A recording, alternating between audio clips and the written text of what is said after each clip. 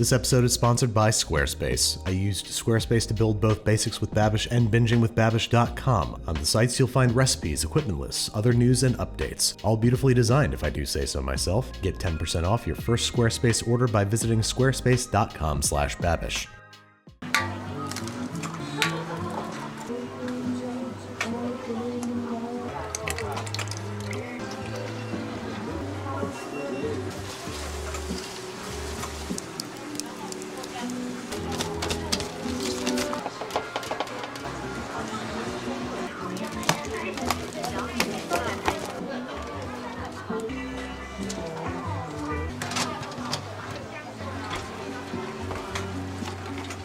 Hello there, welcome back to another episode of Anything with Alvin, where this time we're going to be making the giant Jiggly Castella cake that I've seen in a lot of videos. I'm not sure exactly where the origin is, but it seems like they sell this a lot in places like Taiwan and Japan and Korea. But what I do know is that it's giant, fluffy, jiggly, and I've had the pleasure of eating it once or twice myself, so I thought it'd be fun to recreate it here. So for that, we're going to need a lot of eggs, 54 to be exact. After cracking 54 eggs in a huge large bowl and making sure that there aren't any shells in it, we're going to go ahead and take out the yolks using a ladle or a spider in this case. I've seen a couple of techniques online where they use this to just do a lot of yolks at the same time, and it seems to save a lot of effort compared to doing one by one. The downside is that it looks really weird while you do it.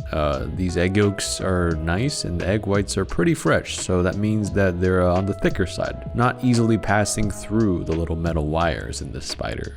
Can't really tell what it looks like when I was doing it, but now looking at it from this angle, it definitely looks like a jellyfish creature alien kind of thing. Not the most appetizing thing you want to see in the world. We're gonna go ahead and commit though. Oh, might have broken a yolk or two in the process, but hopefully that should be fine considering that there are 54 egg whites in here. Once all 54 egg yolks have been separated from the 54 egg whites, we're gonna go ahead and reserve half of that to the side and use half of that in the actual batter itself. Otherwise it'd be a little too heavy. In the meantime, we're gonna go ahead and make the base for the batter. I'm gonna microwave 7 sticks of butter, and we're gonna add that to 780 grams of whole milk. This is going to get combined into 720 grams of all-purpose flour mixed together, and we're going to add in 2 tablespoons of kosher salt and 2 tablespoons of vanilla extract. Once that's all mixed together, we're going to go ahead and add our 27 egg yolks that we set aside. This batter is sort of that thick base that's going to eventually get folded with those egg whites later, but it needs to be made separate in order to make sure that the batter is structurally stable. Now that the batter is ready, we're going to go ahead and work on the assembly for our pan. Now in the video, they not just have a normal pan, they kind of use these cardboard or sort of something insert to extend the walls of the pan. I'm guessing this is to help to make sure that the sponge cake will rise properly instead of spilling everywhere outside the pan. A pretty cool technique, almost like when you go bowling and have those safety rails on. Except if you're like me, you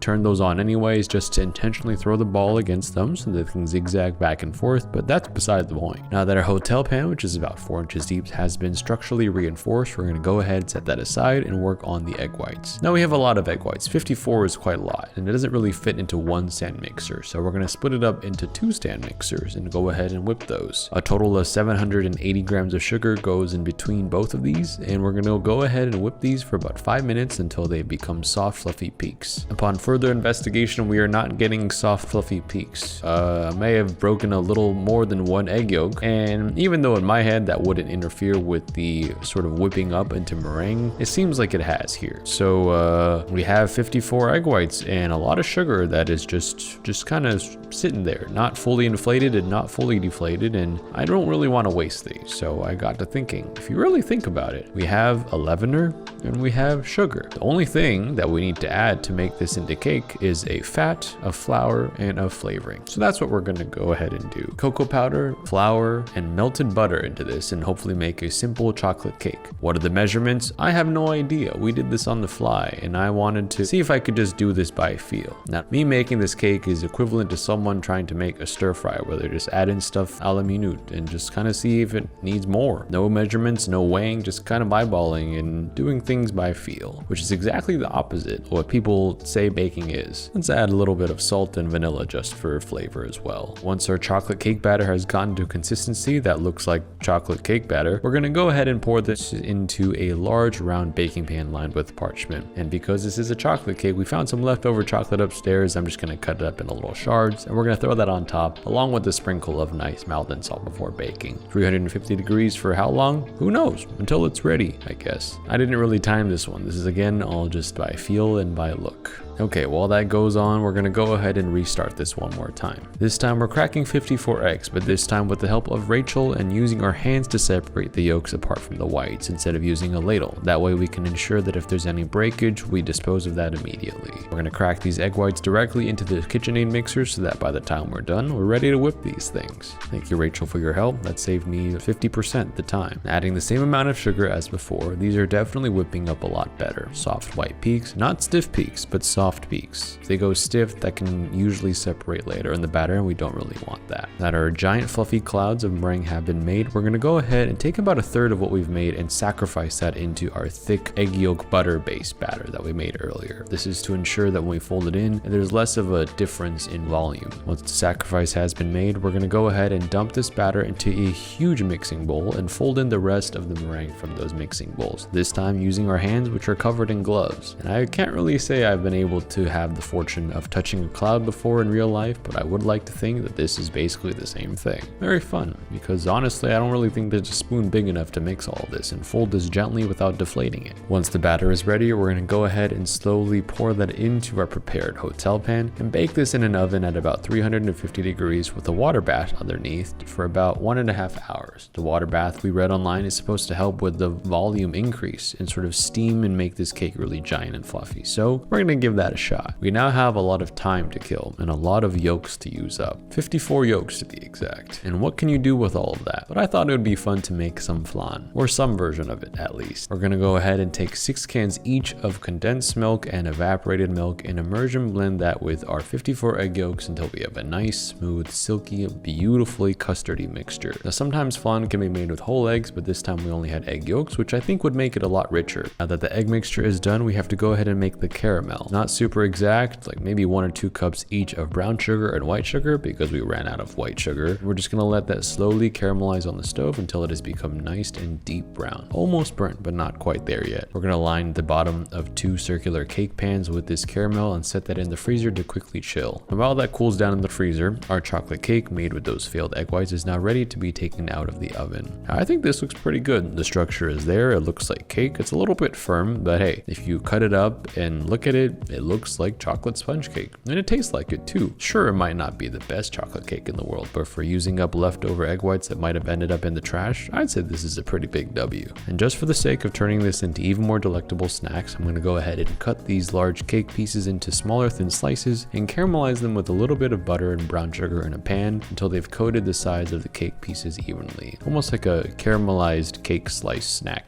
situation. I don't know, you honestly caramelize anything with butter and sugar in a pan, it's gonna taste pretty good. So I'd say that's another big W as well, as they disappeared almost immediately after I brought them upstairs. And just to make sure that we don't waste any of this cake, I'm gonna go ahead and pack up and cut up some huge slices for everybody to take home so that we all have chocolate cake for the next 2 years. The sugar in our flan containers has cooled, so now it's a good time to go ahead and take that egg mixture and slowly strain it over a fine mesh sieve into the containers, so that way there's no egg whites or egg chunks just floating in the surface. These are gonna go ahead and go into the oven at 325 degrees and bake for around 2 hours or so. We're gonna have to check it every now and then to see how long it's gonna take. It's been about 1.5 hours and our Jiggly Castella cake has been looking quite voluptuous and jiggly, so I think it's time to take it out of the oven. Let's go ahead and flip it over onto a tray and make sure that we have enough time to flip it back over. Oh no. Oh, it's cracking. Oh no, no.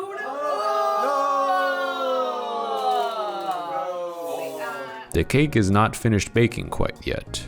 Seems to be a problem. We're gonna need some cleanup here. Thank you, Nico, for being able to catch the spill off camera to make sure none of this ends up on the floor. Yeah, probably could have left the cake in there for probably another hour or so. Now, normally I think a water bath would be great, but for a cake of this size, I think this could use almost all the heat and rise that it could get. So yeah, we're gonna write that down, go back to our notes, but in the meantime, we're gonna taste the edges as well. Now, the edges are actually very nice. It has that soft, fluffy, spongy, delicious taste that I do remember and recall, so we are on the right track with something, but definitely need to adjust a couple things for the next attempt. And a huge shout out to Rachel again for helping us clean up this mess while we go ahead and recalibrate and go back to the drawing board for a little bit. Oh, speaking of mistakes, we also accidentally left the flan in the oven for a little too long. We forgot the part to turn off the oven, so we didn't realize until a long time later that something was burning. This is the flan after approximately 4.5 hours in the oven. Quite deeply caramelized, as someone at a restaurant might say if something was actually burnt. But out of pure science, let's go ahead and take a scoop of this and give it a taste. Wow, this thing is thick. It's almost like trying to scoop out like cold butter from the fridge. It's very, very strenuous, shockingly. Flavor is really good, like really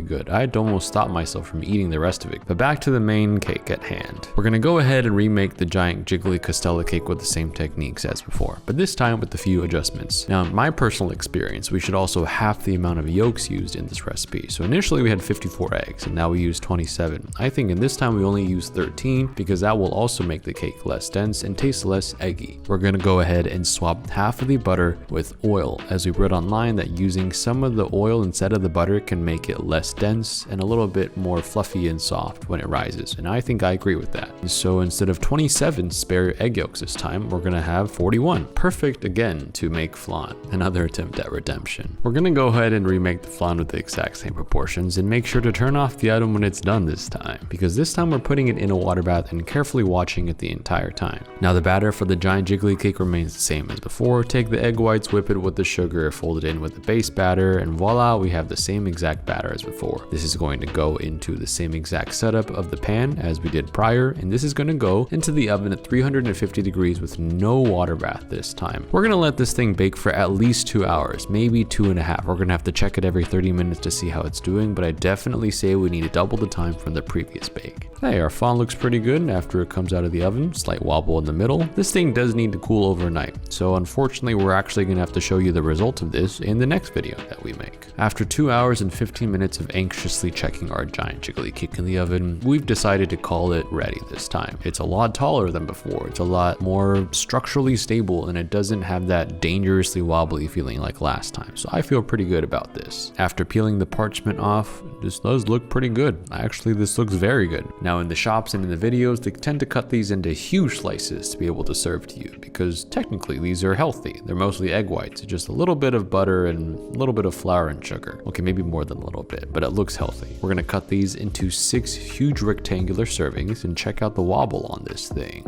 Oh yeah, that looks pretty good. It's cooked all the way through. There is a nice, even, fluffy bounciness throughout the cake, and I say this almost takes me back to when I was in Taiwan and was able to have the chance to eat one of these in person. It tears beautifully, the texture is really nice, and overall it's just a giant jiggly sponge cake that is very delightful to eat. Now I've never had the chance to eat a cloud that was warm, because by definition that shouldn't exist, but if I did, I think that's what it would taste like. This is pretty good. It's kind of hard to resist just tearing it and shoving a whole loaf in your mouth, because this is less of a cake and more like an airy sponge bread that's slightly sweet. Very addicting actually. To make sure we pass this around so everybody could take a bite, and with the amount of cake that we made today, we definitely also need to take this and pack this up to go home. My plan to use up all this cake at home is to make a lot of tres leches, because I think that cake uses sponge cake, and well, I think we have more than enough of that.